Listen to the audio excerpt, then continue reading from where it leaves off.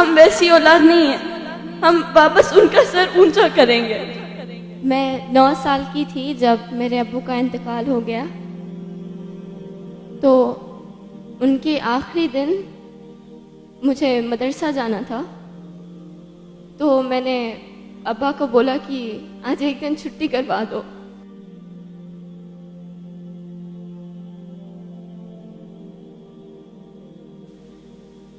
Then he said, आप छुट्टी नहीं कर सकते, क़यामत के दिन मुझे आपने जन्नत में लेके जाना है। वो सोचते थे कि उन्होंने बहुत गुनाह किए हैं, उनको जन्नत में नहीं जाने देंगे। तो हमेशा मुझसे कहते कि मुझे क़यामत के दिन तुम जन्नत में लेके जाना। कभी पूछ तो नहीं सकी, मगर हमेशा उनसे कुछ लेने का ही रखी थी, मगर उन्होंने खुद मुझसे मांगा। और यहाँ पर उन्होंने अपनी भलाई के लिए नहीं मांगा। अगर मैं उन्हें जन्नत में लेके जाऊंगी, कब लेके जाऊंगी? जब मैं खुद एक अच्छी इंसान बनूंगी। तो पहले उन्होंने मेरी अच्छाई के लिए देखा कि मैं अच्छी बनूंगी, तब मैं जन्नत में मुझे जाने देंगे तो मैं अब्बा को लेके जाऊंगी। अब्बा का इंतकाल हो गया तो मम्मी को सब लोग बुरा समझते हैं। जहां पर भी जाते हैं अच्छा सुलूक तो नहीं होता। तो हमने प्रूफ करना है कि हम वैसे लोगों में से नहीं हैं। सब समझते कि अब्बा बहुत बुरे इंसान हैं, उनकी औलाद भी वैसी निकलेगी। मगर अम्मी की ये ख्वाहिश है कि बड़े होकर हमने प्रूफ करना है कि हम वैसी औलाद नहीं है, हम वापस उनका सर ऊंचा करेंगे।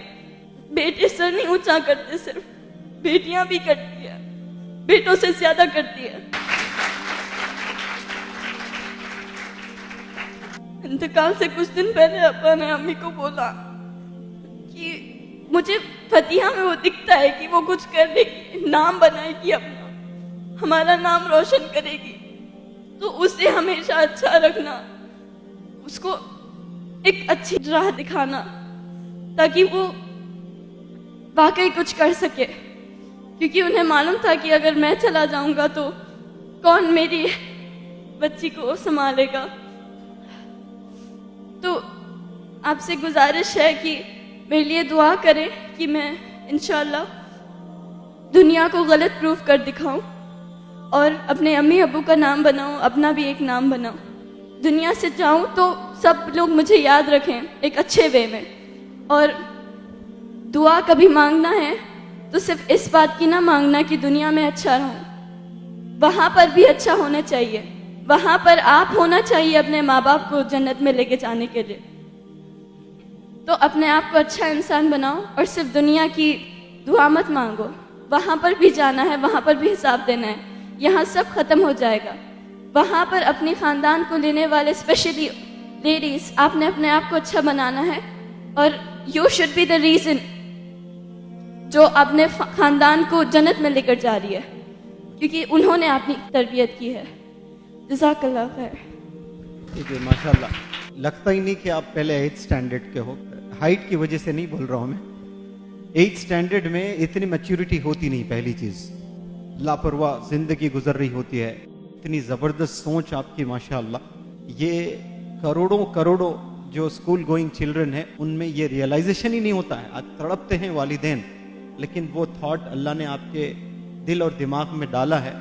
ये पल गवाह रहेगा इंशाअल्लाह। हिंदुस्तान देखेगा आपको चमकते हुए और आपको कामयाब होते हुए। और हम दुआ करते हैं कि आप नाम रोशन करें। आने वाली नस्ल को अच्छा बनाने के लिए पढ़ना है आपने, कामयाब होना है। माजी में ना झांकें आप, मुस्तकबिल में देखें और मुस्तकबिल को संवारें।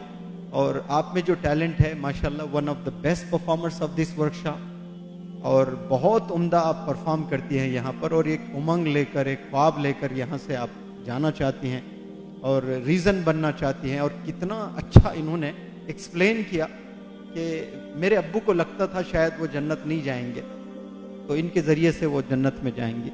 लेकिन इन्होंने क्या, उसको कैसे रिसीव किया उसको। तो ये मेरे अब्बू चाहते हैं कि मैं अच्छी बनूं, इसलिए कि मुझे वालिद को जन्नत में ले जाना है तो पहले मुझे अच्छे बनना है।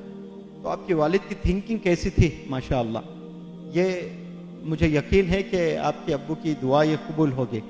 और मैं जितने यहाँ स्टूडेंट्स हैं इन तमाम स्टूडेंट्स से इल्तिजा करता हूँ कि इस लड़की के वालिद का नाम क्या था बेटा आपके?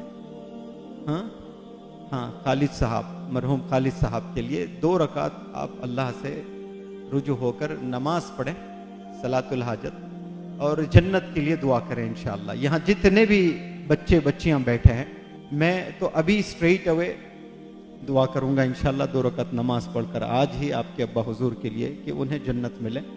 और मुझे ये भी यकीन है कि वो दुआ भी कबूल होगी और आप दुनिया में चमकेंगी कामयाब होकर।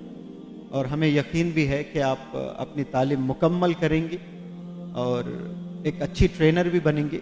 वो इसलिए कि मैं नहीं चाहता कि सिर्फ आप एक कामयाब हो, मैं चाहता हूं कि हिंदुस्तान की कई सारी बच्चियां कामयाब हो आपकी वजह से।